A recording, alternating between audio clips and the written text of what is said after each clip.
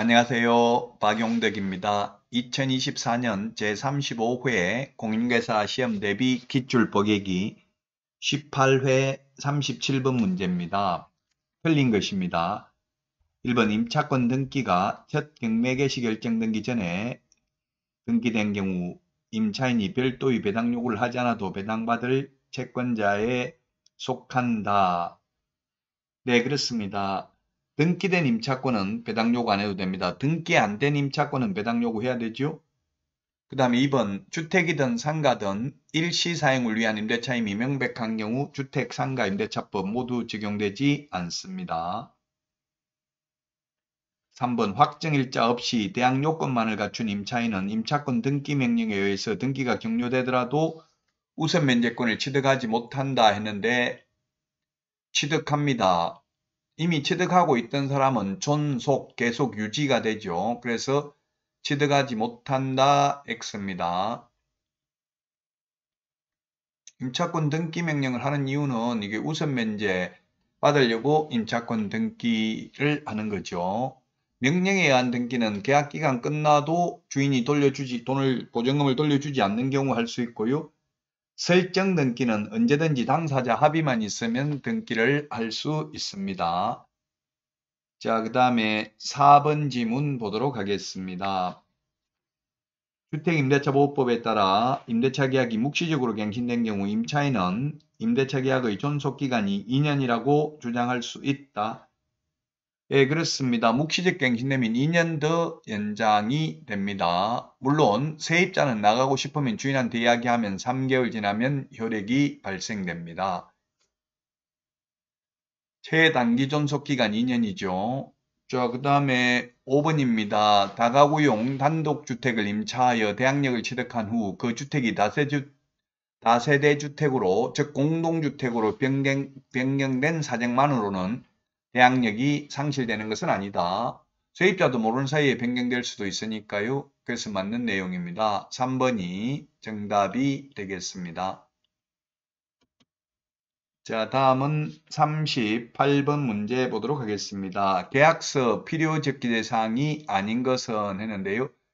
인물계약금 인권조교 거래금액은 기재하는데 거래 예정금액 시세죠. 거래 예정금액은 기재하지 않습니다. 당사자 인적사항 물건의 표시 계약일 그 다음에 거래금액 계약금액 그 지급일자 등 지급에 관한 사항 물건의 인도일시 권리 이전 내용 조건 기한이 있을 경우 조건 기한, 확인설명서, 교부일자, 그 밖의 약정 내용 9가지가 필요적 기재사항이 되겠습니다. 자, 다음은 39번입니다. 상가 임대차에 대해서 틀린 것입니다. 1번 상가 건물을 임차하고 사업자 등록을 마친 사업자가 임차 건물의 전대차정으로 당해 사업을 개시하지 않거나 사실상 폐업한 경우 적법한 사업자 등록이라고 볼 수 없다. 그렇습니다. 상가임대차법이나 주택임대차보호법은 실제 주택으로 사용되고 실제 상가로 사용되어야 하죠. 그래서 1번 옳은 내용이고요. 2번 사업자 등록을 마친 상가 건물 임차인이 폐업 신고를 하였다가 다시 같은 상호 및 등록번호로 사업자 등록을 한 경우 상가 건물 임대차보호법상의 대항력 및 우선 면제권은 그대로 존속한다 했는데 그대로 존속하는 게 아니라 새로 사업자 등록을 신청한 다음 날부터 대항력이 생깁니다. 그래서 2번이 틀렸습니다. 그대로 존속한다 X가 되겠습니다.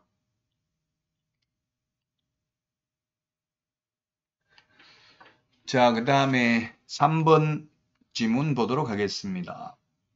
보증금의 전부 또는 일부를 월 단위의 차임으로 전환하는 경우 산정률은 연 1할 2푼과 기준금리 4.5배 중 낮은 비율을 곱한 월 차임의 범위를 초과할 수 없다. 그렇습니다. 1할 2푼 또는 기준금리 4.5배 중 낮은 비율입니다. 높은 비율이 아니고요. 자, 그 다음에 4번 상가 건물 임차인이 3개의 차임액에 달하도록 차임을 연체한 사실이 있는 경우 임대인은 임차인의 계약갱신 요구를 거절할 수 있다. 예, 주택은 2기의 차임액이고 상가는 3기의 차임액이죠. 맞습니다. 5번 상가 건물 임차인이 건물에 대한 경매 신청 등기 전에 대항 요건을 갖췄다면 보증금 중 일정액을 다른 담보물권자보다 우선하여 변제받을 권리가 있다. 이걸 소위 최우선 면제라고 하죠. 법조문에는 최우선 면제라는 말은 없습니다. 다른 담보물권자보다 우선 면제, 소액 임차인 우선 면제, 최우선 면제 같은 말입니다. 그래서 2번이 정답이 되겠습니다. 자, 다음은 40번 문제입니다. 명신탁에 대해서 틀린 것은 했는데 1번 배우자 명의로 부동산에 관한 물건을 등기한 경우로서 조세포탈, 강제집행의 면탈 또는 법령상 제한의 회피를 목적으로 하지 않는 명신탁약정은 유효하다. 예, 배우자, 종중, 종교단체의 경우 유효합니다. 조세포탈 목적이 없다면. 자, 그 다음 2번 명신탁자는 대내적으로는 명수탁자에 대하여 실질적인 소유권을 주장할 수 있다. 대내적으로는 신탁자, 대외적으로는 수탁자가 소유자가 되기로 하는 약정이죠. 맞습니다. 3번 명수탁자의 점유는 권한의 객관적 성질상 타주 점유에 해당하므로 명수탁자 또는 그 상속인은 소유권을 점유, 시효 취득할 수 없다 했는데 예, 맞습니다. 타주 점유입니다. 타주 점유. 타인이 주인이라고 생각하고 점유하는 게 타주 점유죠. 자주 점유는 자기가 주인이라고 생각하고 점유하는 게 자주 점유고요. 예, 점유 시효 취득이 인정되려면 자주 점유이어야 합니다. 임차인들은 아무리 오래 살아도 시효 취득을 못 하잖아요. 왜냐하면 임차인은 자기가 주인이 아니라는 걸 알고 생각하고 거주하고 있기 때문에 그렇죠. 타주 점유이기 때문에 타인이 주인이라고 생각하고 거주하기 때문에. 4번 명의수탁자로부터 신탁재산을 매수한 제3자가 명의수탁자의 배임행위에 적극 가담한 경우 대외적으로 수탁자와 제3자 사이의 매매계약은 유효하다. 적극 가담하면 무효입니다. 그래서 4번이 틀린 정답이 되겠습니다. 선악을 불문하고 제3자는 유효하게 소유권을 취득하는데 다만 수탁자의 배임행위에 임무를 배반하는 행위에 적극 가담하면 매매계약은 무효입니다. 5번 명신탁자는 명신탁계약을 해지하고 명수탁자에게 신탁재산의 반환을 청구할 수 있다. 예, 만약에 그렇죠. 명신탁자는 신탁계약을 해지하고 수탁자에게 신탁재산 반환을 청구할 수 있습니다. 유효한 명신탁인 경우 그렇겠죠. 무효이면 처음부터 효력이 없기 때문에 해지할 수 없을 것입니다. 자, 그래서 4번이 정답이 되겠습니다. 자, 이번 시간 여기까지 하고요.